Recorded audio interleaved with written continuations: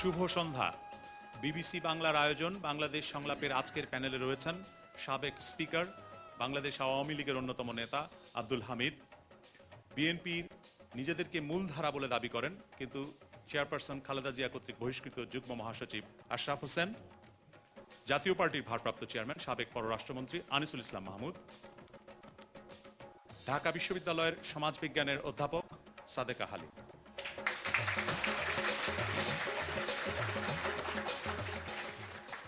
আজকের সংলাপে আপনাদের সবাইকে স্বাগত জানাচ্ছি আমি কামাল আহমেদ। বরাবরের মতোই মিলনায়তনে উপস্থিত দর্শকবৃন্দ, আপনারা যে সমস্ত প্রশ্ন দিয়েছেন সে সমস্ত প্রশ্ন থেকে কিছু প্রশ্ন আমরা বাছাই করে নিয়েছি, যেগুলো সম্পর্কে প্যানেল সদস্যরা কিছুই জানেন না। আমরা শুরু করি। প্রথম প্রশ্ন করছেন মোহাম্মদপুর থেকে এসেছেন মাহফুজা পারভিন। ট্রুথ কমিশন গঠন কতটা যুক্তিযুক্ত? সম্প্রতি তথ্য ও আইন উপদেষ্টা মইনুল হোসেন বলেছেন যে ব্যবসায়ীদেরকে তারা অপরাধ স্বীকার করেন, যে দুর্নীতির মাধ্যমে তারা কিছু করেছেন বা অন্যায়ভাবে তারা কিছু করেছেন, তাহলে তাদেরকে জরিমানা করে ছেড়ে দেওয়া যেতে পারে বা তাদেরকে অব্যাহতি দেওয়া যেতে পারে জরিমানা করে। একই সাথে রাজনীতিকরা যদি তাদের দোষ স্বীকার করেন বা সহায়তা করেন, তাহলে আইনি প্রক্রিয়াটাকে সংক্ষিপ্ততর করার জন্য তারা প্লি বার্গেন অর্থাৎ অল্প সাজায় সুবিধা পেতে পারেন, সেই ধরনের ব্যবস্থার কথা বলেছেন তিনি। এই পটভূমিতে এই প্রশ্ন। আব্দুল হামিদ। ট্রুথ কমিশনটা আমি যেটা শুনেছি সেটা শুধু বিজনেসম্যানদের কথাটাই প্রাধান্য পাচ্ছে, রাজনীতিবিদদের ব্যাপারে এই ধরনের কথা বলছে আমি জানি না। তা আমার মনে হয় এটা যদি করা হয় তাহলে সবারই জন্য এটা করতে হবে, এবং আইনটা একটা বিশেষ শ্রেণী বা গোষ্ঠীর জন্য আলাদাভাবে কোনো আইন হতে পারে না। আইন সবারই জন্য হবে এবং আইন সবারই জন্য সমান, সবারই ব্যাপারে একইভাবে প্রযোজ্য হবে। ট্রুথ কমিশন করতে পারে, কিন্তু এই ধরনের স্পেসিফিক একটা শ্রেণীকে সুবিধা দেওয়ার জন্য এটা করা কোনো অবস্থাতে ঠিক হবে না, এটা কোনো অবস্থাতে গ্রহণযোগ্য হবে না, এবং দেশবাসী এটা ভালোভাবে দেখবে না। এটা যদি সকলের জন্য করা হয় তাহলেও কি করাটা যুক্তিযুক্ত হবে? না, এটা করা যেতে পারে, কারণ জেলে কত মানুষ রাখবে, এখানে জেলখানে তো জায়গা হয়ে যায়, এবং অনেকে প্রায়ই দেখা যায় বিজনেসম্যান বলেন, রাজনীতিবিদ বলেন, যাদের প্রায় অধিকাংশ বয়স্ক লোক, এই হার্টের অসুখ, কত ধরনের অসুখ দেয়, এটা কোনো সীমা নাই। এতগুলি লোকরে হাসপাতালে নেওয়া আসা, এটা একটা সাংঘাতিক একটা বিব্রতকর পরিস্থিতি হচ্ছে। সুতরাং আমার মনে হয় এটা হওয়া দরকার। আশরাফ হোসেন। এই ব্যাপারটা সম্পর্কে এখনো স্পষ্ট কোনো আপনার বক্তব্য বর্তমানে যারা রাষ্ট্র পরিচালনা করছেন তারা উপস্থাপন করেননি। তবে আমি আব্দুল হামিদ সাহেবের সঙ্গে একমত যে কোনো আইন কোনো গোষ্ঠী অথবা ব্যক্তি বিশেষের জন্য করা উচিত নয়। তবে এটা যদি করা হয়, পৃথিবীর কোনো কোনো দেশে এটা আছে, কিন্তু যদি করা হয় তাহলে যে আমাদের যে বর্তমানে যে প্রচলিত আইন বা যে আইন দ্বারা একজন দোষী ব্যক্তির শাস্তি হবে, নিরাপরাধ ব্যক্তি মুক্তি পাবেন, সে আইনটার প্রতি যে গুরুত্ব সেটা আপনার কমে যাবে। তা আমার মনে হয় যে সেই আইনটি সঠিকভাবে প্রয়োগ হচ্ছে না যেই দেশে, সেই দেশে আবার আরেকটা নতুন আইন, ট্রুথ কমিশন বা এরকম একটা আইন করা খুব যুক্তিযুক্ত নয়। ধন্যবাদ। আনিসুল ইসলাম মাহমুদ। ট্রুথ কমিশন ইনফ্যাক্ট যেটা সবচেয়ে বেশি পাবলিসিটি পেয়েছিল সেটা হচ্ছে সাউথ আফ্রিকাতে ডেজমন্ড টুটুর নেতৃত্বে এটা করা হয়েছিল। আর সেটার একটা প্রেক্ষাপট ছিল, সেখানে সাদা এবং কালো দুই বর্ণের যে মানুষের মধ্যে যে বিভেদ ছিল সেটাকে আপনার যাতে রিকনসাইল করা যায় সেই জন্যই কিন্তু ট্রুথ কমিশনটা তখন করা হয়েছিল। আমাদের দেশে যে ট্রুথ কমিশনের কথা বলা হচ্ছে এবং আব্দুল হামিদ সাহেব বলেছেন, আশরাফ সাহেব বলেছেন, এটা একটা গোষ্ঠীর জন্য করা ঠিক হবে না। তবে সাথে সাথে আমি এই কথা বলতে চাই যে এটা করার কথা উঠেছে কেন, উঠেছে একটা প্রেক্ষাপট ওনারা দিয়েছেন, সেটা হচ্ছে যে অর্থনীতিকে চাঙ্গা করার জন্য, যাতে ব্যবসায়ীরা তারা যদি কোনো দুর্নীতি করে থাকেন তার থেকে যা তাদের দিতে হবে, কোনো জরিমানা দিতে হলে সেটা দিয়ে যেন তারা তাদের ব্যবসা শুরু করতে পারে। এখানে কিন্তু আমার একটা স্পষ্ট বক্তব্য আছে, সেটা হচ্ছে যে দুর্নীতিকে প্রশ্রয় দিয়ে অর্থনীতিকে চাঙ্গা করা যাবে না, এবং এটা যদি করা হয় এটা ভবিষ্যতের জন্য ঠিক হবে না। যেটা করতে হবে সেটা হচ্ছে যে হ্যাঁ, ট্রুথ কমিশন এতটুকু করা যায় যে আমি অন্যায় করেছি, আমি এই অন্যায় করে আমি এত প্রাপ্তি আমার হয়েছে, এবং সে যেন তার অন্যায় এবং দুর্নীতির মাধ্যমে যেই ওয়েলথ সে অ্যাকোয়ার করেছে সেটা সম্পূর্ণভাবে তাকে দিতে হবে এবং তার সাথে অন্য যদি কোনো লঘু পানিশমেন্ট দেওয়া হয় দ্যাট ইজ অলরাইট। এবং এখানে আরেকটা জিনিস বলতে হয় যে আজকে যারা দুর্নীতির দায়ে যারা আজকে জেলে আছেন বা দুর্নীতি দায়ে যাদের লিস্ট বেরিয়েছে, এখানে কিন্তু বেশি লোক যারা ব্যবসায়ী, সত্যিকার অর্থে ব্যবসায়ী, ওরকম কিন্তু বেশি লোক নেই। আর 2 নম্বর হচ্ছে যেটা বলা হচ্ছে যে দ্রব্যমূল্যের ঊর্ধ্বগতি এই কারণে হচ্ছে, যে অ্যারেস্টের কারণে, সেটা আমি স্বীকার করি না। কারণ যাদের আজকে অ্যারেস্ট করা হয়েছে এবং যাদের লিস্টে যাদের নাম আছে, তারা কিন্তু কেউই এই কমোডিটি ট্রেডের মধ্যে ইনভলভ নাই। এই কমোডিটি ট্রেডটা যেই আজকে যে আমরা দৈনন্দিন যেই দ্রব্যমূল্যের কথা বলছি, এই জিনিসগুলোর সাথে কিন্তু তাদের কোনো সম্পৃক্ততা নেই। যেটা সমস্যা হয়েছে সেটা হচ্ছে যে একটা আস্থার অভাব এবং আতঙ্ক, এইটা দূর করতে হবে। এইটা আমার মনে হয় সরকার যদি এটার উপর জোর দেন যে আস্থার অভাব যেটা আছে সেটা যদি ওনারা নিরসন করতে পারেন, এবং সেখানে যদি যে আমরা একটা আতঙ্ক, সকলে আতঙ্কিত যে কিছু হবে, সেটা যদি আমরা বন্ধ করতে পারি, তাহলে আমার মনে হয় দ্রব্যমূল্যটা কিছুটা রোধ করা যেতে পারে। ধন্যবাদ। দর্শকদের মধ্যে, হ্যাঁ, আপনি তৃতীয় সারিতে। ট্রুথ কমিশন বাংলাদেশ প্রেক্ষাপটে একটা সঠিক সিদ্ধান্ত আমি মনে করি। বাংলাদেশের এই জনগণ বা রাষ্ট্র ক্ষমতায় যারা থাকেন, এবং সাধারণত দেখা যায় গ্রামগঞ্জে বা থানা লেভেলে যে সমস্ত এমপি পাশ করে আসেন, রাজনীতি বর্তমান করেন, তারা কিন্তু তাদের যে বর্তমান অবস্থা রাজনীতি এসে চিন্তা করে এটা ব্যবসা, ব্যবসায়িক চিন্তা ভাবনা এবং সহজ ব্যবসা, জানেন এমপি হতে পারলে লাখ লাখ টাকা মালিক হয়ে যাব। এই জন্য ট্রুথ কমিশন গঠন করে বাংলাদেশের দুর্নীতিবাজ যে সমস্ত এমপি ব্যবসায়ী যারা আছে, তাদের সমস্ত সম্পদ, অবৈধ সম্পদ, অর্জিত সম্পদ বাজেয়াপ্ত করে রাষ্ট্রীয় কোষাগারে আনা হোক।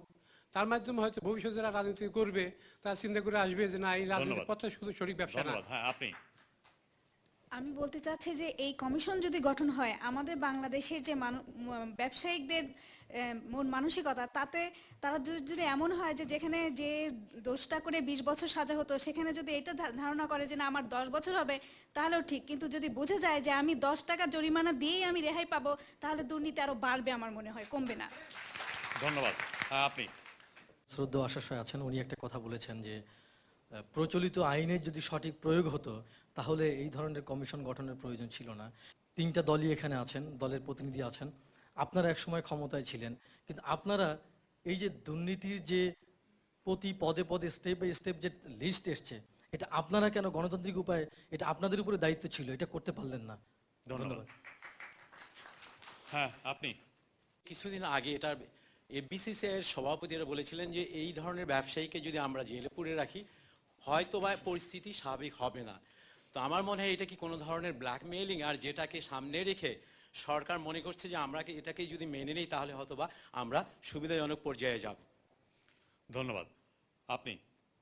আমি মনে করি যদি ট্রুথ কমিশন গঠন করা হয় তাহলে সরকার দ্বিধাদ্বন্দ্বে পড়ে যাবে, কারণ বাংলাদেশের অধিকাংশ দুর্নীতিবাজ রাজনীতিবিদ ব্যবসায়ের সাথে জড়িত। তখন সরকারকে সমস্যা হবে যে কে দুর্নীতিবাজ আর কে ব্যবসায়ী সেটা নির্ধারণ করতে। আপনার এই তথ্যের সাথে যেটা বলা যেতে পারে সেটা হলো ট্রান্সপারেন্সি ইন্টারন্যাশনাল গত পার্লামেন্টের সংসদ সদস্যদের উপরে যে জরিপ করেছিল, সেই জরিপে দেখা গেছে 58% সংসদ সদস্য পেশায় ব্যবসায়ী, আর মাত্র 7% ছিলেন রাজনীতিক, যাদের পেশা হিসাবে রাজনীতি তারা উল্লেখ করেছেন, ব্যবসা অন্য কিছু নয়। সাদেকা হালিম। আমরা দেখেছি যে 1/11-এর পরে আমাদের এই তত্ত্বাবধায়ক সরকার বেশ কিছু পরিবর্তন আনছেন, কিন্তু ফোকাসটা মূলত প্রথমে ছিল যে দুর্নীতি দমন, তারপরে একটি সঠিক সুস্থ নির্বাচন দেওয়া আমাদের জন্য, এবং একটা ভোটার লিস্ট তৈরি করা। এখন দেখা যাচ্ছে যে পরবর্তী পর্যায়ে স্টেট অফ এমার্জেন্সিতে আমরা বেশ কিছু কমিশন বা পলিসি অ্যাডভাইজার হিসেবেও কিছু নতুনভাবে আসছে অর্থনৈতিক পরিষদ। তো সেখানে ট্রুথ কমিশনটা আসলে বিশ্বের প্রায় 25টি থেকে 27টি দেশে আছে। ট্রুথ কমিশনের লক্ষ্যটাই হচ্ছে আন্তর্জাতিকভাবে যে মানবাধিকার লঙ্ঘন যেসব জায়গায় হচ্ছে সেটার জন্যই কিন্তু ট্রুথ কমিশন করা হয়। তো এখানে এখনও কিন্তু আইন উপদেষ্টা বা আমাদের যে উপদেষ্টা মণ্ডলী আছেন তারা কিন্তু এখনও পরিষ্কার করে আমাদেরকে কোনো ম্যান্ডেট দেওয়া হয়নি বা টার্মস অফ রেফারেন্স যে এই ট্রুথ কমিশনের কাজটা কি হবে, অর্থাৎ এদের পরিধিটা কি হবে, কারা এটাতে প্রতিনিধিত্ব করবেন। কারণ আপনারাই উল্লেখ করছেন যে যারা ব্যবসায়ী তারাই রাজনীতিবিদ, এবং এর মধ্যে দুর্বৃত্তায়ন হচ্ছে এবং অনেক দুর্নীতি দুর্নীতিপরায়ণ রাজনীতিবিদ আছেন, আমি সবাইকে এখানে সাধারণীকরণ করব না। বিশেষ করে যে সকল রাজনীতিবিদ ক্ষমতায় ছিলেন, দুইটি সরকারই যদি আমি ধরি, সেখানে তার সেই রাজনীতিবিদদেরকে কিভাবে আমরা ট্রিট করব, প্লি বার্গেনের সুযোগটা কিভাবে দেয়া হবে, আমার মনে হয় সেটা দেখা প্রয়োজন। এমন কোনো পরিস্থিতি যাতে সৃষ্টি না হয়, যে একটু আগে একজন আমার মনে একজন মহিলা এই প্রশ্নটা তুলেছিল, যেটা রিএনফোর্স করতে পারে দুর্নীতি, সেই জায়গাটা যেন আমরা না চলে যাই, আমার মনে হয় সেদিকে আমাদেরকে লক্ষ্য রাখতে হবে। আর একটা বিষয়ের দিকে আমি এখানে দৃষ্টি আকর্ষণ করব, যে ট্রুথ কমিশনটা কি এখন হবে, না এটা আসলে যদি নির্বাচনের পরে যে সংসদ হবে তখনই কি এটা হওয়া বাঞ্ছনীয় কিনা? আমি এটা আপনাদের দিকে এই প্রশ্নটা ছুড়ে দিচ্ছি, কারণ এটা সংবিধানে সংসদের ৭৭ অনুচ্ছেদে আছে যে আমাদের ন্যায়পাল গঠনের কথাটা আছে, সেটার সাথে কানেক্ট করেই হয়তো বা আমরা ট্রুথ কমিশনটা করতে পারি। আপনার কি মনে হয় যে তাহলে ট্রুথ কমিশন করার পেছনে যুক্তি আছে? অবশ্যই আছে। ধন্যবাদ। আশরাফ হোসেন, প্রশ্ন এসছে দর্শকদের মধ্যে থেকে যে রাজনৈতিক দলগুলো যখন ক্ষমতায় ছিল তারা কেন আইন সঠিকভাবে প্রয়োগ করতে পারেনি এবং তাহলে দুর্নীতির পাহাড় এভাবে গড়ে উঠলো কেন?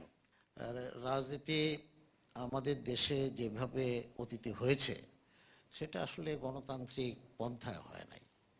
অনেক সময় অগণতান্ত্রিকভাবে আমরা রাজনৈতিক অনেক সরকার দেখেছি এবং গণতান্ত্রিক ব্যবস্থাকে বারবার বাধাগ্রস্ত করা হয়েছে। অগণতান্ত্রিক সরকার এসেছে, সামরিক সরকার এসেছে, আবার বেসামরিক নামে সামরিক সরকার এসেছে, এবং আমাদের দেশে রাজনৈতিক দলগুলি আপনার গণতান্ত্রিকভাবে পরিচালিত হয় নাই, দলের মধ্যেও গণতন্ত্র ছিল না। সেই সব কারণে এই সুযোগে আপনার অনেক লোক চলে এসছে। আবার অনেক রাজনৈতিক দলে আমরা এখন বলছি যে বাংলাদেশ জাতীয়তাবাদী দলের গঠনতন্ত্রে পরিবর্তন এনে এমন একটা অবস্থা সৃষ্টি হয়েছে যে একক ক্ষমতার অধিকারী কেউ কেউ হয়ে গেছেন।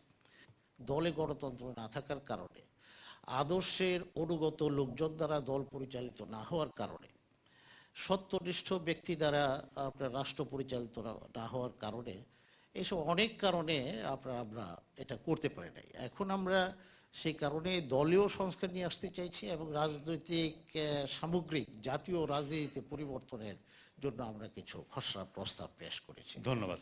আপনার আরো একটি প্রশ্ন ছিল, দর্শকদের মধ্য থেকে এসেছিল, যে এটা ব্যবসায়ীদের এক ধরনের ব্ল্যাকমেইলিং কিনা? আসলে আপনার ট্রুথ কমিশনের ব্যাপারটা আমি প্রথমে বলেছি যে এটা আপনার এখনো পর্যন্ত তারা কি বলতে চান ট্রুথ কমিশন বলে এটা এখনো স্পষ্ট নয়। প্রশ্ন যেটা উঠেছে সেটা হচ্ছে যে এর ফলে আমরা কি আপনার যারা অপরাধ করলো তাদের অপরাধকে আপনার গ্রহণ করে নিলাম এবং এই অপরাধ নয় বলে বিবেচনা করলাম। এটাও যদি ট্রুথ কমিশনের আপনার লক্ষ্য হয়ে থাকে যে একজন ব্যক্তি অপরাধ করেছেন কিন্তু তিনি স্বীকার করলে আপনার তার শাস্তি মওকুফ হয়ে যাবে বা কমে যাবে, তাহলে তো অপরাধটাকে আমরা আর অপরাধ বলে বিবেচনা করছে না, সত্য কথা বললেই অপরাধ মাফ হয়ে যাচ্ছে। ধন্যবাদ। আনিসুল ইসলাম মাহমুদ। প্রথমে আমি রাজনীতিবিদ হিসাবে এটার দায়িত্ব সম্পূর্ণভাবে আমরা নিচ্ছি এবং নেওয়াটা উচিত, কারণ আমরা সরকারে ছিলাম, আমরাই এই দেশকে পরিচালনা করেছি এবং আজকে ১/১১ পরে যে অবস্থা এবং যেসব ঘটনা উদ্ঘাটিত হচ্ছে এর জন্য দায়ী আমরা নিশ্চয়ই। কিন্তু সাথে সাথে আমি এই কথাও বলবো যে যে জনগণ নির্বাচনে অংশগ্রহণ করেন, যারা নির্বাচিত করেন, যাদেরকে সংসদে পাঠানো হয়, সেখানে কিন্তু তাদেরও একটা দায়িত্ব আছে যে সঠিক লক্ষ্যে নির্বাচিত করা। এবং আজকে এই কথা অকপটে বলতে চাই, আমি 96 একবার ইলেকশন করেছিলাম, তারপরে কিন্তু আমি 10 বছর ইলেকশন করিনি। না করার প্রধান কারণ ছিল যে আমি তখন দেখেছি যে যেই টাকা আমাকে খরচ করতে হবে নির্বাচন করতে গেলে সেখানে সঠিকভাবে আমি নির্বাচিত হতে পারবো। সুতরাং এই যে দুর্নীতির প্রশ্নগুলো আজকে যেটা উঠছে সেটা কিন্তু আমাকে খতিয়ে দেখতে হবে কেন দুর্নীতিটা হচ্ছে, কেন রাজনীতিবিদরা আজকে দুর্নীতির দিকে ধাবিত হচ্ছে। যে দেখছে একজন সৎ লোক তিনি নির্বাচিত হতে পারছেন না, কিন্তু আরেকজন লোক যখন এসে মসজিদ মাদ্রাসায় টাকা দিয়ে, স্কুলের টাকা দিয়ে, ক্লাবের টাকা দিয়ে নির্বাচিত হয়ে আসছেন, তখন যে আজকে নির্বাচিত হচ্ছে সে তার ভবিষ্যৎ নির্বাচনকে শক্তিশালী করার জন্য যেন সে হতে পারে, সেই জন্য সে আস্তে আস্তে দুর্নীতির দিকে এগিয়ে যাচ্ছে। ধন্যবাদ। ধন্যবাদ। আব্দুল হামিদ। দায় দায়িত্ব তো আসে, কারণ দায় দায়িত্ব যদি আমাদের কিছু নাই থাকতো তাহলে তো আমরা এখন জেলে থাকতাম না। জেলও আছি তো এই কারণেই। প্রশ্ন হলো এখানে যেভাবে সরকার কাজটা এগিয়ে নিয়ে যাচ্ছে, এখানে আমি কিন্তু প্রথম থেকে আমার একটা আপত্তি ছিল। কারণ দুর্নীতিবাজ এখন যাকে ধরে বা যার নাম দেয় সেই দুর্নীতিবাজ। আবার দেখা যায় অনেকে আবার তারা বলে বা অনেক সাধারণ মানুষ বলে যে অনেক ইমুখের নাম তো দিয়েছে, সে তো আরো বড় দুর্নীতিবাজ। এই ধরনের কথা কিন্তু আছে। স্বাধীনতার পর থেকে আরম্ভ করে এই পর্যন্ত 7টা পার্লামেন্ট হয়েছে। 7টা পার্লামেন্টের যত আমরা এমপি, অর্থাৎ 3/21 টেকনোক্রেট মিনিস্টার, এগুলো নিয়ে মনে করেন হাজার, মানে 2000-এর বেশি হবে, বেশি না, 2021 তো এমনি প্রায় 2500-এর মতো হয়ে যাবে। 2500 লোকের সবারই হিসাব নেওয়া দরকার ছিল, এবং কার কি সম্পদ পাকিস্তানের শেষ দিকে অর্থাৎ 71 সালে ছিল, এবং এত বছর রাজনীতি করে একবার দুইবার তিনবার এমপিগিরি করে বা মন্ত্রীগিরি করে সে কি সম্পদের মালিক হলো, সেটার একটা শ্বেতপত্র প্রকাশ যদি করা হতো তাহলে এই ধরনের বিভ্রান্তি কিন্তু জনমনে আসতো না। এবং এটা আমি মনে করি এখনো এই সরকারের করা উচিত। এবং তাহলে এই সরকারের যে এই দুর্নীতি বিরোধী যে অভিযান, এটার গ্রহণযোগ্যতা আরো বেশি পাবে, এবং আমরা যারা রাজনীতি করেছি সবাই যে দুর্নীতিবিদ না, এটাও একটা প্রমাণ হয়ে যাওয়ার একটা রাস্তা ছিল, কিন্তু সেটা নাই। এখন দুঃখ হয় রাস্তায় হাঁটলে যখন বলা হয় যে এমপি, আমি ইলেকশন করছি 7 বার এমপি হয়েছি, এত বড় সুর, এমন একটা ভাব আছে। সুতরাং এই অবস্থায় এটা হওয়া বলে আমি মনে করি। আর এই যে দর্শকদের মধ্য থেকে যে প্রশ্ন এসছে যে ব্যবসায়ীরা তাদের অন্যায় স্বীকার করার পরে, জরিমানা দেওয়ার পরে যদি তাদেরকে ছেড়ে দেওয়া হয়, এই ব্যবস্থাটা একটা ব্ল্যাকমেইলিং এর কাছে আত্মসমর্পণ কিনা? আসলে কি ধরনের যে এই ট্রুথ কমিশনটার রূপরেখাটা কি হবে না হবে সেটা দেখার পরে এই ব্যাপারে মন্তব্য করা যায়, এর পূর্বে এই মুহূর্তে করা বোধহয় ঠিক হবে না। ধন্যবাদ। আমরা পরের প্রশ্নে যাব। পরের প্রশ্ন ঢাকার ফার্মগেট থেকে এসেছেন মোহাম্মদ আব্দুল্লাহ আল মামুন। আপনারা কি মনে করেন যে রাজনৈতিক দলগুলোর যে সংস্কারের তোড়জোড় শুরু হয়েছিল সেটা বর্তমানে অনেকটাই স্তিমিত হয়ে এসেছে? এবং আপনার নিজের কি ধারণা, স্তিমিত হয়ে এসেছে এটা? অবশ্যই স্তিমিত হয়ে এসেছে। কেন কেন মনে হচ্ছে? প্রথম দিকে সরকারের অবস্থানটা বেশ ভালো ছিল সবার কাছে, এবং বর্তমানে এটা পরিষ্কার যে সরকারের সেই আগের অবস্থান নেই, এবং সরকার এই সংস্কার বিষয়ে যে মানে প্রস্তাবগুলো রাখছে এগুলার আগের মতো অতটা গুরুত্ব পাচ্ছে না। ধন্যবাদ। সাদেকা হালিম, সংস্কারের তোড়জোড় কমে গেছে বলে মনে হচ্ছে? কিছুটা তো মনে হচ্ছে যে কমে গেছে, এবং আমার মনে হয় এর পিছনে বেশ কিছু কারণও আছে। তবে আমি আনিস ইসলাম মাহমুদ সাহেব এবং হামিদ সাহেবের কথার ধরে একটু শুরু করতে চাই যে ওনারা বলেছেন যে যাদেরকে এমপি হিসেবে নমিনেট করা হয় সেই প্রক্রিয়াটার সাথে কিন্তু ওনারাও জড়িত ছিলেন। এটা যেটা লক্ষণীয় একজন সাধারণ মানুষ হিসাবে এবং একজন শিক্ষক হিসাবে, যে বর্তমানে আমরা দেখছি রাজনীতিবিদরা, বিশিষ্ট রাজনীতিবিদরা অনেক কথা বলছেন, এবং এই যে ট্রুথ কমিশনে কার নাম যাবে কি যাবে না বা দুদকে, এবং সেখানে যে শুধু ব্ল্যাকমেলিংটা ব্যবসায়ীরা করছে তা নয়, কিন্তু সংস্কার, উইথ ডিউ রেসপেক্ট, সংস্কারপন্থীদের মধ্যেও অনেক কথা আসছে, আমরা খবরের কাগজে দেখছি, আমরা টেলিভিশনে টক শোতে দেখছি। সেসব কারণে দেখা যাচ্ছে যে সংস্কারপন্থীর মধ্যেও অনেকের নামে দুর্নীতির অভিযোগ আছে, কিন্তু তাদের বিরুদ্ধে এখনো দুদক বা যদি ট্রুথ কমিশন হয় তাদেরকে কল করা হবে কিনা। আর স্তিমিত হওয়ার ব্যাপারটি হচ্ছে যে সংস্কারপন্থীরা অনেক চেষ্টা করছেন অবশ্যই, কিন্তু প্রথম দিকে যেটা মনে হয়েছিল যে সংস্কারটা আসলে কার জন্য, সংস্কারটা কি দলের জন্য না ব্যক্তির জন্য, এই জায়গাটা কিন্তু পরিষ্কার ছিল না।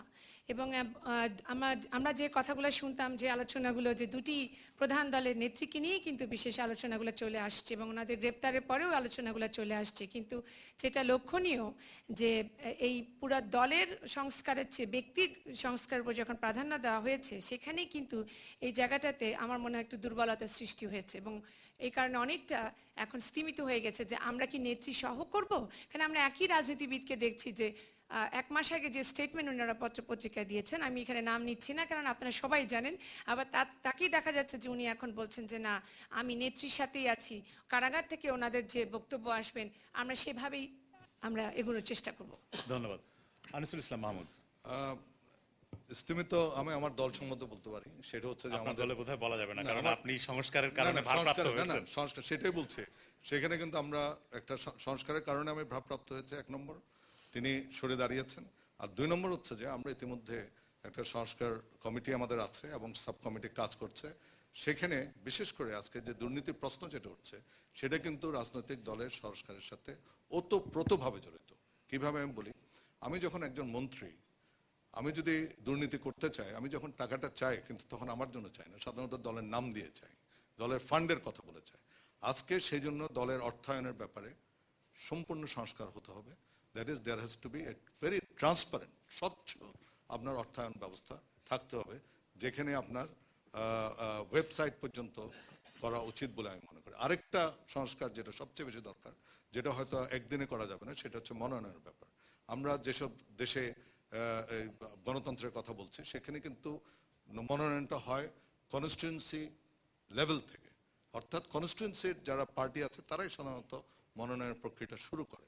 আমাদের এখানে আমরা করি আমাদের মূল মানে টপ লেভেলে, হয়তো প্রেসিডিয়াম অথবা স্ট্যান্ডিং কমিটি একটা পার্লামেন্টারি বোর্ড করে সেখানে করা হয়। আজকে যদি মনোনয়নের এই প্রক্রিয়াটা যদি আমরা বদলাতে পারি, এবং এখানেই সংস্কার আসতে হবে। এবং দুর্নীতির প্রধান কারণ হচ্ছে দুইটা, একটা হচ্ছে যে আমাদের সংসদ যতটুকু কার্যকরী হওয়া উচিত ছিল অতটুকু কার্যকরী হয়নি এই মনোনয়নের কারণে, এবং এই মনোনয়নের ব্যাপারে সংস্কার আসতে হবে, এটাও স্বচ্ছ হতে হবে, এবং অর্থায়নের ব্যাপারটা স্বচ্ছ হতে হবে। কিন্তু এই যে আপনাদের দলে যে সংস্কার হয়েছে, আপনি যে কারণে ভারপ্রাপ্ত চেয়ারম্যান হয়েছেন দলের, সেই সংস্কার তো গণতান্ত্রিক ভাবে হয়নি। আপনার চেয়ারম্যান যিনি ছিলেন তিনি আপনাকে এটার ব্যাপারে আমি উত্তর দিচ্ছি। এটা সম্পূর্ণ গণতান্ত্রিক, যে একটা প্রেসিডেন্টের কাছে যখন একটা পার্লামেন্ট ডিসলভ করার ক্ষমতা দেওয়া হয়, উনি যখন ডিসলভ করেন সেটা কখনো আনকনস্টিটিউশনাল না। ধন্যবাদ। দর্শকদের মধ্যে হ্যাঁ, আপনি দ্বিতীয় সারিতে। আমার প্রশ্ন হচ্ছে সাবেক হুইপ ও সাবেক যুগ্ম মহাসচিব আশরাফ হোসেন সাহেবের কাছে, যে আজকে আপনারা যে সংস্কার বলছেন, যখন আপনারা ক্ষমতায় ছিলেন তিনবার, তখন কেন আপনারা আপনাদের ম্যাডামের বিরুদ্ধে পদক্ষেপ নেন নাই বা সংস্কারের জন্য দাঁড়াননি? ধন্যবাদ। আপনি। আসলে আমার মনে হচ্ছে সংস্কার নিয়ে এক ধরনের রাজনীতি হচ্ছে, যে রাজনীতিতে ইন্ধন যোগাচ্ছে আমাদের ক্ষমতাসীনরা, বর্তমান ক্ষমতাসীনরা। এখন হয়তো এই বলতে গেলে আমারও ধরপাকড় হতে পারে, তাই বলে আমি ভীত নই। তো আমার প্রশ্ন একটাই, আপনারা সংস্কার নিয়ে রাজনীতি কবে শেষ করবেন? সংস্কার বলে বলে যে রাজনীতি, এই প্রশ্ন কি সরকারের কাছে না এই প্রশ্ন আমার রাজনৈতিক দলগুলোর কাছে, যারা সংস্কার নিয়ে উচ্চবাক্য করছেন, যারা দুর্নীতি নিয়ে বড় বড় কথা বলছেন, কিন্তু আপনারা তখন বলেননি কেন দল ক্ষমতায় থাকা অবস্থায়? ধন্যবাদ। আপনি। আমার প্রশ্ন হচ্ছে যে দুটো দলের কাছে যে সংস্কার কার্যক্রম তত্ত্বাবধায়ক সরকার আসার পর আমরা দেখতে পেয়েছি, এবং আপনারাও দলের মধ্যে সেই কার্যক্রম চালানোর জন্য জোরালোভাবে কাজ করতেছেন। তো এই সংস্কার কার্যক্রম কি নির্বাচনের পরবর্তীতে আপনারা দলের ভিতরে এটা আরো কার্যক্রম বাড়াবেন, নাকি এখানে মুখ থুবড়ে পড়ে যাবে, যার কোনো ভবিষ্যৎ রূপরেখা থাকবে না? ধন্যবাদ। আব্দুল হামিদ। কথাবার্তা তো মনে হচ্ছে যে সংস্কারের মধ্যে কুসংস্কার ঢুকে পড়ছে। কিন্তু এমন কথাও এসছে যে দলগুলো নির্বাচনের পরেও যেন তাদের মধ্যে সংস্কার পরিচালনা করে। না, এখন সংস্কারের ব্যাপারটা হলো কি, সংস্কার কিন্তু প্রত্যেকটা রাজনৈতিক দলের মধ্যে একটা চলমান প্রক্রিয়া, এটা চলবে। এবং এই যে আমরা যারা মানে রাজনীতি করি, আমি যেমন আওয়ামী লীগ করি, আওয়ামী লীগের 14 দল ছিল, এরপর আবার মহাজোট করা হলো, সেখানেও কিন্তু সংস্কারের দাবি ছিল। সুতরাং আমরা ওই দাবি নিয়েই তো আছি, নতুন করে কোনো চাপিয়ে দেওয়া সংস্কারের প্রশ্ন আসে না। কিন্তু আপনাদের দলের মধ্যেই একাধিক নেতা আলাদা আলাদা করে দলের সংস্কারের প্রস্তাব দিয়েছেন। যারা বলছে, যারা একাধিক প্রস্তাব দিছে, ঘুরায় একই কথা বলছে, কিন্তু তারাও এখন মনে হয় যে মানে তত সুচ্ছান না। তাহলে তারা একটু স্থিমিত হয়ে গেছে, এবং তারা যেটা বলছে এতে করে মানে বাস্তবটা হলো যে এতে করে আমাদের দলের কোনো এফেক্ট করার মতো কিছু বলে নাই। কারণ তারা বলছে যে একজন 2 বারের বেশি প্রধানমন্ত্রী হতে পারবেন না, একজন 2 বারের বেশি সভাপতি হতে পারবেন না, ঠিকই বলছে, কিন্তু তারা বলে নাই যে আগে যারা হয়েছিল তাদের ব্যাপারে এটা প্রযোজ্য হবে, তা বলে নাই। সুতরাং যেটা বলছে এতে করে তো আমাদের সমস্যার কোনো কারণ নাই। ধন্যবাদ। আশরাফ হোসেন। সংস্কার প্রস্তাব এটা একটা মানে মিসনোমার হয়ে গেছে অনেকটা।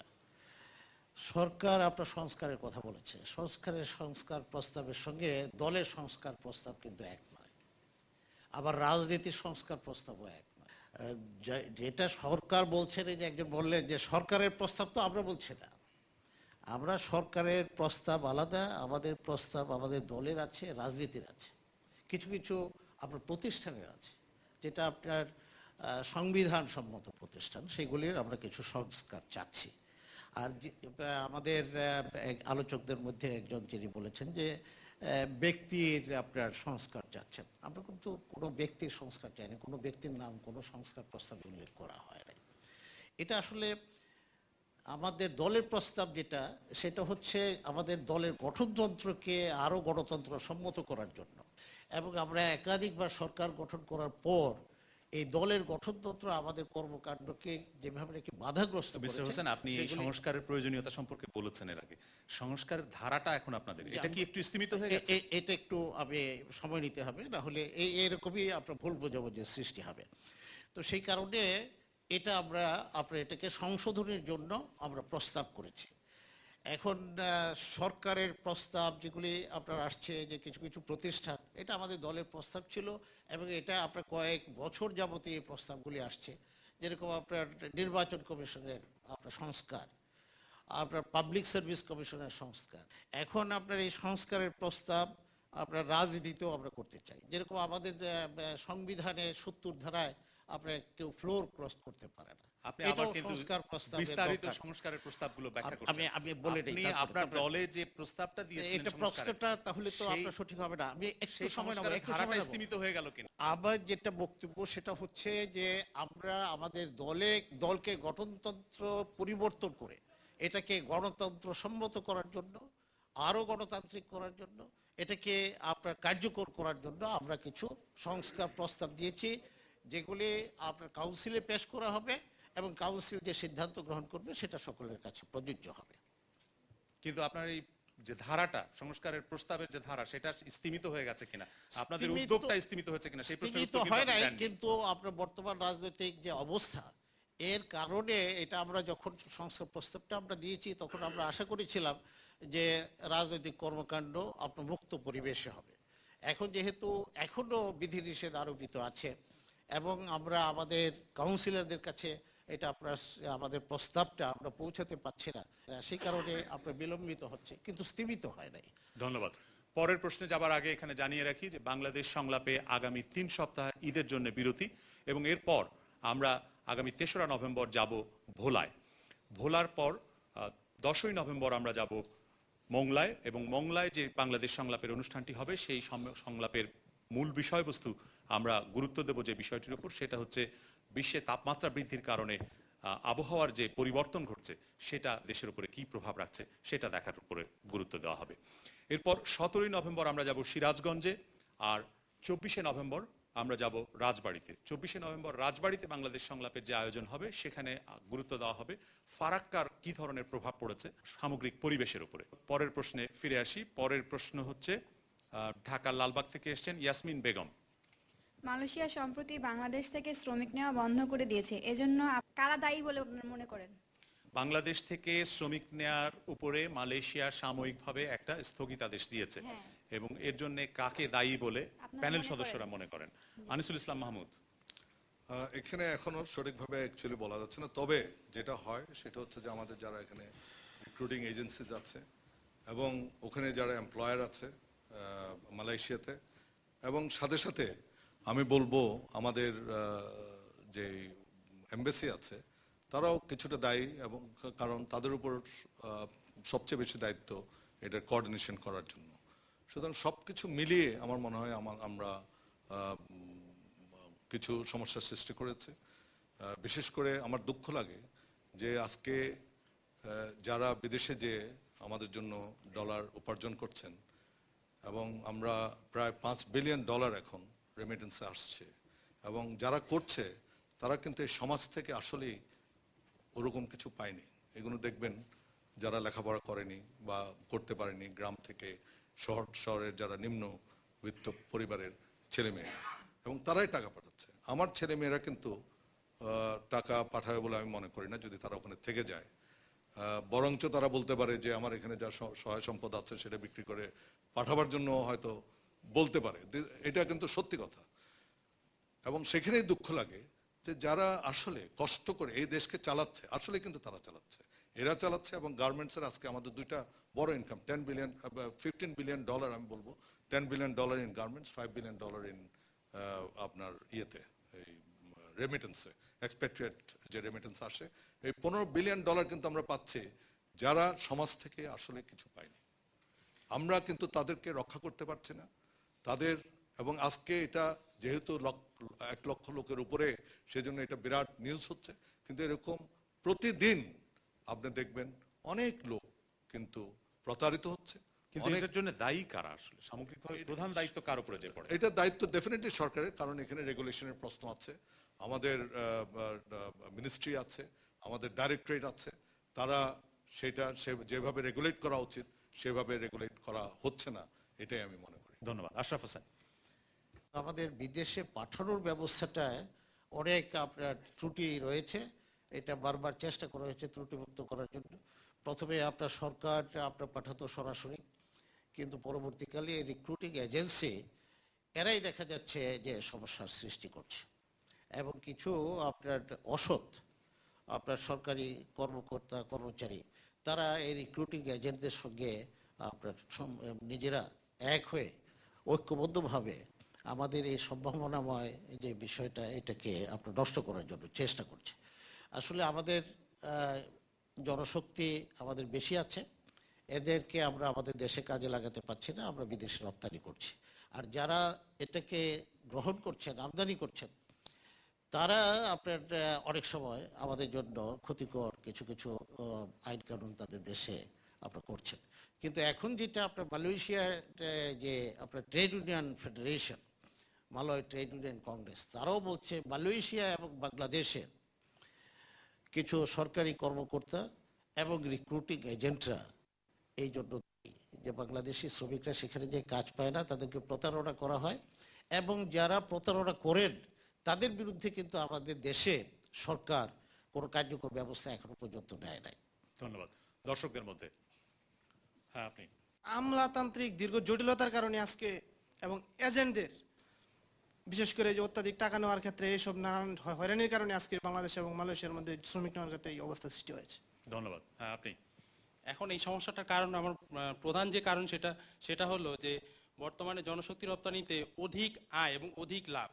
একটা শ্রমিক পাঠাইতে পারলে একটা এজেন্সি হয়তো 1 লক্ষ টাকা লাভ করে, এই লাভটা যদি সরকার কমায় নিয়ে আসে তাহলে হয়তো এত দুর্নীতি হবে না। ধন্যবাদ। হ্যাঁ, আপনি। বাংলাদেশের যে রিক্রুটিং এজেন্সিগুলো আছে এটা সংখ্যা অনেক বেশি হয়ে গেছে, যে এর কারণে সরকারের নিয়ন্ত্রণ রাখতে পারছে না। আমার মতামত হলো যে এদের প্রতি সরকারি কঠোর নিয়ন্ত্রণ এখানে প্রতিষ্ঠা করতে হবে। ধন্যবাদ। সাদেকা হালিম।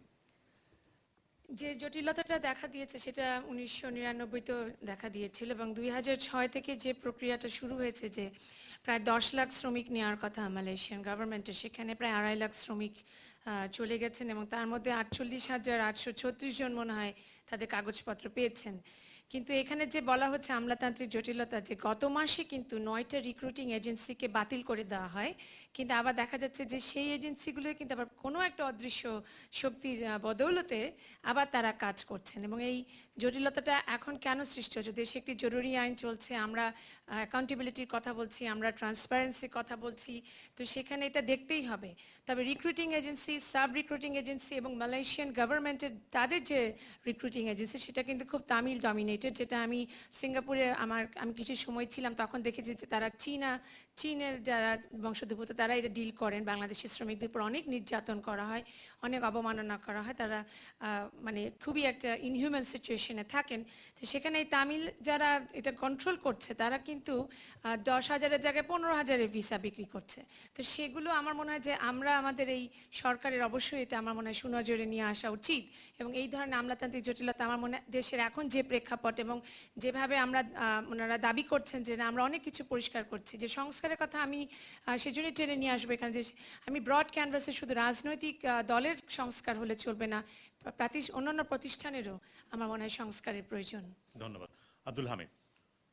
এটা তো রাজনৈতিক সরকার, তাহলে তো অতদিন বড় স্লোগানে উঠে যেত যে the government is the failure of the government, সরকারের ব্যর্থতা এটাই আসতো।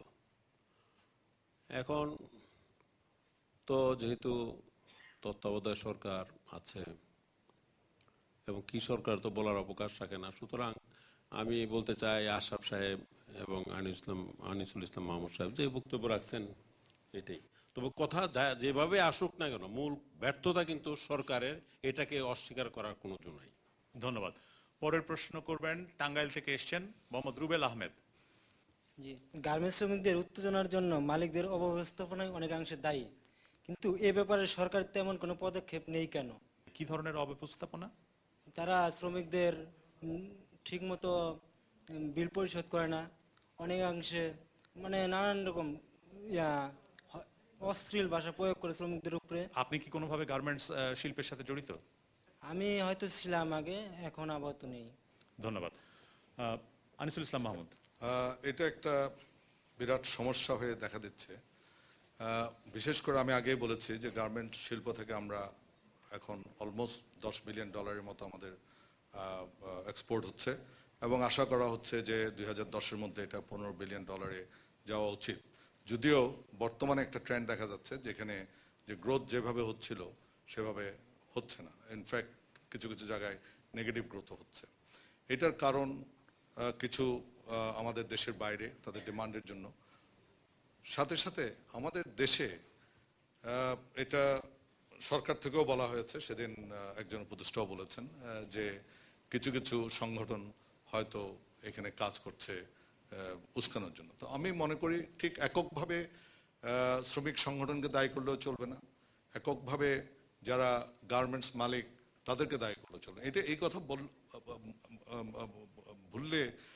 ভুলতে পারা যাবে না যে এই শিল্পটা কিন্তু তৈরি হয়েছে দুটোর কম্বিনেশনে, অর্থাৎ যারা এন্টারপ্রেনিয়র আছে, যারা আজকে এই শিল্পগুলো প্রতিষ্ঠা করছে, এদের ব্যাকগ্রাউন্ড যদি দেখেন, এরা কিন্তু বিরাট রিস্ক নিয়েছিল যখন করেছে। অনেকে দেখবেন তাদের ঘর বাড়ি বন্ধক দিয়ে তারা শুরু করেছিল, এবং করে একটার পর একটা ইন্ডাস্ট্রি করে গেছে বলেই আজকে আমরা বলছি যে এত লোক এখানে চাকরি করছে এবং এত সম্ভাবনা আমাদের আছে। সাথে সাথে এর সাথে ছিল শ্রমিক। আমরা কোনোদিন ভাবিনি যে শ্রমিকগুলো আজকে কারা, এরা আমাদের ঘরের একদম নিম্নতম যারা সমাজের, সেখান থেকে এই মেয়েগুলো উঠে এসছে, এবং তারা যে দক্ষতা দেখিয়েছে, আমি এই জিনিসটা একটু বলে নিই, দক্ষতা যেটা দেখিয়েছে সেটা কিন্তু কারো অস্বীকার করার উপায় নেই। এবং এই শ্রমিকদের যে ন্যায্য পাওনা, সেই পাওনাগুলো যাতে মালিকরা সময় মতো দিয়ে দেন, সেটা নিশ্চিত করার ক্ষেত্রে সরকার কতটা ব্যবস্থা নিতে পারে? এটা সরকার, আমি মনে করি যে কোনো সরকারই এটা চেষ্টা করবে, সেখানে অনেক সময় ব্যর্থতা হয়েছে। এবং গার্মেন্ট মালিকদের ব্যাপারে আমি বলি যে মেজরিটি গার্মেন্টসে, আমি বলবো 90-95% গার্মেন্টসে এই প্রবলেমগুলো হয় না, হয় 5 থেকে 10%, সেগুলো পত্রিকায় আসে, সেগুলো থেকে এই এজুকেশনগুলো ডেভেলপ করে। সেই 5 থেকে 10% গার্মেন্টস প্রতিষ্ঠান, সেগুলোর ক্ষেত্রে সরকারের কি ব্যবস্থা নেওয়া উচিত? এগুলো বন্ধ করে দেওয়া উচিত, নাকি এগুলোকে বিশেষ ব্যবস্থা, যেখানে দরকার, যেখানে তারা বুঝতে পারবে যে ম্যানেজমেন্টের জন্যই এটা হয়েছে, এবং তারা তাদের ক্ষমতা থাকার পরেও তারা সেইভাবে তাদের পাওনা দিচ্ছে না, সেখানে আমি মনে করি বন্ধ করে দেওয়া উচিত। আর যেই সব কারখানা হয়তো কোনো স্টক লটের কারণে বা কোনো কারণে দিতে পারছে না, সেখানে আর্থিক সহায়তার একটা প্রশ্ন আছে। আব্দুল হামিদ। কথা এটাই, আসলে সরকারের এই ব্যাপারে খুবই তীক্ষ্ণ একটা দৃষ্টি রাখা দরকার যে কোন কোন জায়গায় শ্রমিকদের পাওনা। কারণ ইনিশিয়ালি কিন্তু যে বিশেষ করে মহিলা শ্রমিক যারা, তাদেরকে এমন আমি শুনছি যে 600 থেকে 800 টাকা, আর 12-14 ঘন্টা খাটায়, এবং শহরের মধ্যে বাইরে খুব ভোরে উঠে দেখা যায় যে তারা টিফিন কেড়ে মধ্যে ছোট্ট একটা বক্স নিয়ে যাইতেছে, আবার তারাই সন্ধ্যার পরে আবার এইভাবে লাইন ধরে হাইটে আসতেছে। তো এটা তো একটা মানবেতর জীবনযাপন করছে তারা। এখানে যে বেতন সম্পর্কে আলাপ আলোচনা মোটামুটি একটা পর্যায়ে যেটা আছে, এটাও এখন রেগুলার না দিলে তো এই ধরনের অসন্তুষ্ট হবেই। এখন এটাও দেখা দরকার।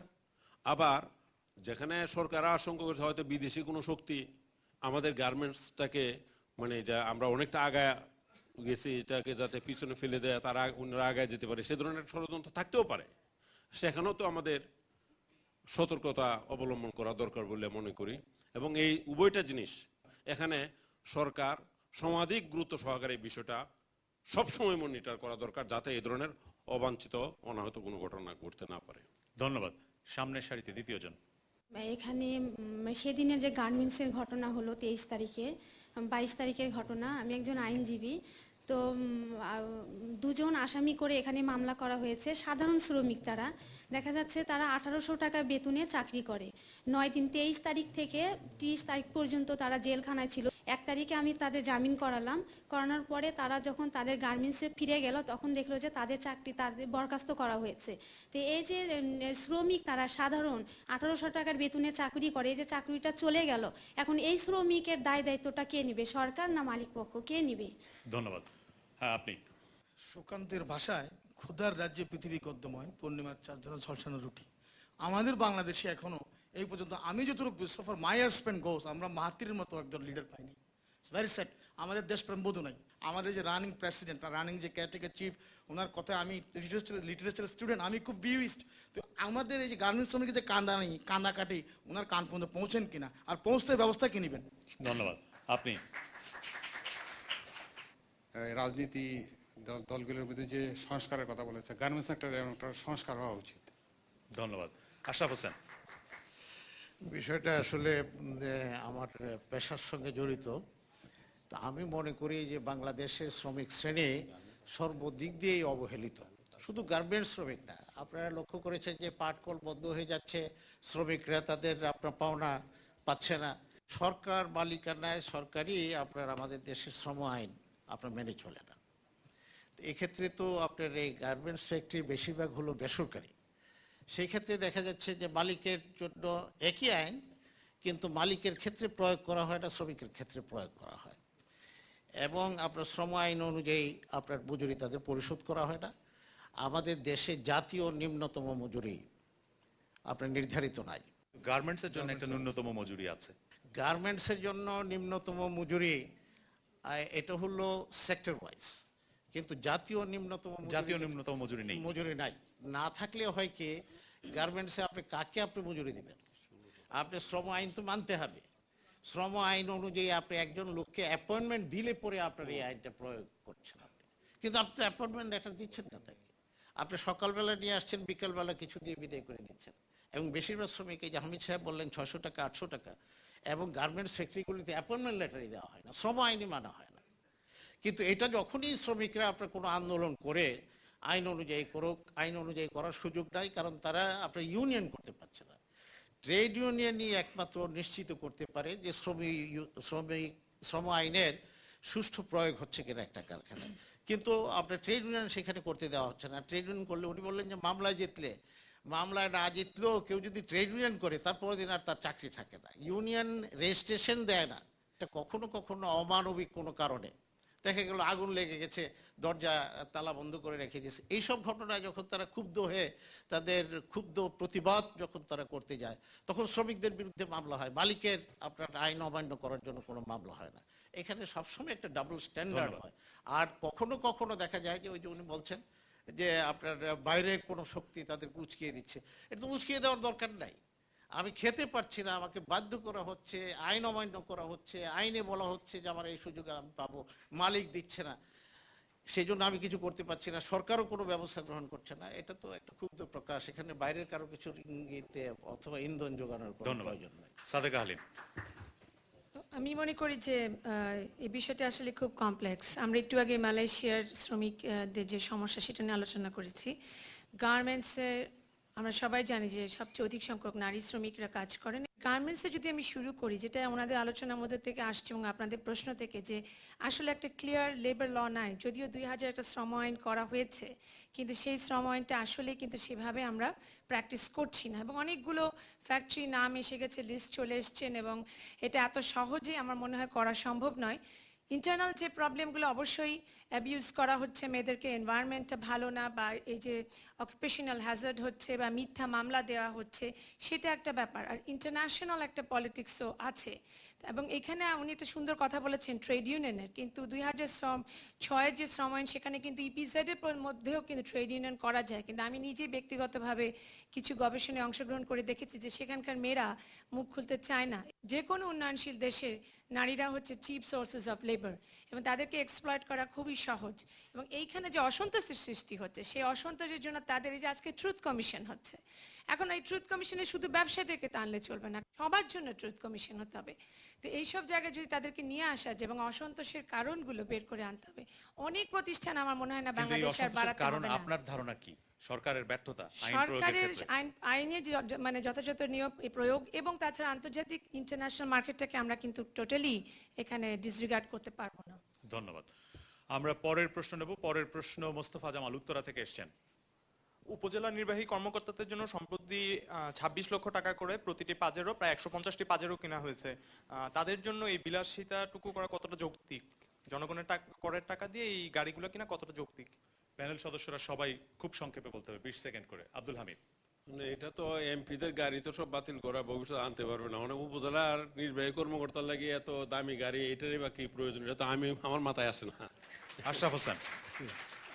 আপনার যারা কাজ করেন মাঠে তাদের জন্য আপনার যাতায়াতের সুযোগ সুবিধা বৃদ্ধি করা প্রয়োজন আমি মনে করি। আগের মতো আপনার রাস্তাঘাটের দুরবস্থা এখন অনেকটা কমে গেছে, এখন অনেক যাতায়াত ব্যবস্থা উন্নত হয়েছে, কিন্তু বিলাসবহুল গাড়ি আনাটা আপনার কতটুকু যুক্তিসঙ্গত এটা বিবেচনা করা দরকার। সাদেকা হালিম। আমি একেবারেই মনে করি না যুক্তিসঙ্গত, তবে যেসব এলাকা দুর্গম এলাকা, যেরকম চিটাগং হিল ট্র্যাক্সের 3টা ডিস্ট্রিক্ট, আমার মনে হয় ওই ধরনের জিপ বা ঠিক পেজোরও দরকার সেটা না, কারণ আমি চাঁদের গাড়িতে নিজেও ওখানে ট্রাভেল করেছি, কোনো অসুবিধা হয়নি। তো এই ক্ষেত্রগুলো আমার মনে হয় বিবেচনা করে উপজেলা নির্বাহী অফিসারদেরকে গাড়ি দেওয়ার ব্যবস্থা করা উচিত। আনিসুল ইসলাম মাহমুদ। যাতায়াতের জন্য নিশ্চয়ই গাড়ির দরকার, তবে এত বিলাসবহুল গাড়ি না হলেই ভালো হয়। যে অর্ডিনারি জিপস পাওয়া যায়, আরো কম দামে জিপ পাওয়া যায়, সেগুলো নিলে আমার মনে হয় ভালো হয়। ডিসি সাহেবের কি দিব, এরপর সচিব সাহেবের কি দিব, এটাও তো প্রশ্ন। দর্শকদের মধ্যে দু একজনের খুব সংক্ষিপ্ত মন্তব্য নেব। হ্যাঁ, আপনি সামনের সারিতে। উপজেলা পর্যায়ে হাসপাতাল আছে, সেই হাসপাতালে অ্যাম্বুলেন্স নাই। অ্যাম্বুলেন্স যেটা আছে সেটাও ঠিক না। একটা রুগী নিয়ে আমরা বসে থাকি, বলে অ্যাম্বুলেন্স নাই, আর উপজেলা পর্যায়ের অফিসার এত দামি গাড়ি, সেটা আমারও আপত্তি, সাধারণ মানুষের। হ্যাঁ, আপনি। উপজেলা লেভেলে এত দামি গাড়ি দেয়া, এটা কোনো প্রশাসনের রুট লেভেলকে মোটিভেট করার কোনো হীন উদ্দেশ্যে কিনা আমার সন্দেহ হচ্ছে। এইখানে আপনি দ্বিতীয় সারিতে। আমি মনে করি উপজেলা লেভেলে একটা সমন্বিত গাড়ি থাকতে পারে সবগুলা ফার্স্ট ক্লাস অফিসারদের যে কোনো সময় ইমার্জেন্সি ব্যবহার করার জন্য। এটা কোনো অবস্থাতেই 8 থেকে 10 লাখ টাকার উপর হবে না। আর উনি যেটা বলছে অ্যাম্বুলেন্সের ব্যাপারটা, সবার আগে প্রত্যেকটা উপজেলা স্বাস্থ্য কেন্দ্রে একটা অ্যাম্বুলেন্সে নিশ্চিত করার পরে তাদের গাড়ি প্রাপ্তির ব্যাপারটা আসতে পারে। ধন্যবাদ। আগামী 3 সপ্তাহ আমাদের বাংলাদেশ সংলাপের কোনো অনুষ্ঠান থাকছে না ঈদের কারণে। পরের অনুষ্ঠান ভোলায় আগামী 3রা নভেম্বর। এই অনুষ্ঠানে অংশ নিতে চাইলে টেলিফোন নম্বর 01819407030 এই নম্বরে টেলিফোন করতে পারেন অথবা SMS করতে পারেন। আর ইমেল করতে চাইলে ঠিকানা bengali@bbc.co.uk। আমাদের আজকের অনুষ্ঠানে প্যানেলে অংশগ্রহণকারী সদস্যবৃন্দ, মিলনায়তনে উপস্থিত দর্শকবৃন্দ এবং রেডিও টেলিভিশনের অগণিত শ্রোতা দর্শক, আপনাদের সবাইকে ধন্যবাদ জানাচ্ছি। ধন্যবাদ জানাচ্ছি চ্যানেল আই কর্তৃপক্ষ এবং বাংলাদেশ চীন মৈত্রী মিলনায়তন কেন্দ্রের কর্তৃপক্ষকে। আজকের অনুষ্ঠানের প্রযোজক ওয়ালিউর রহমান মেরাজ এবং আমি কামাল আহমেদ আপনাদের সবাইকে শুভেচ্ছা জানিয়ে এখানেই বিদায় চাইছি। শুভরাত্রি।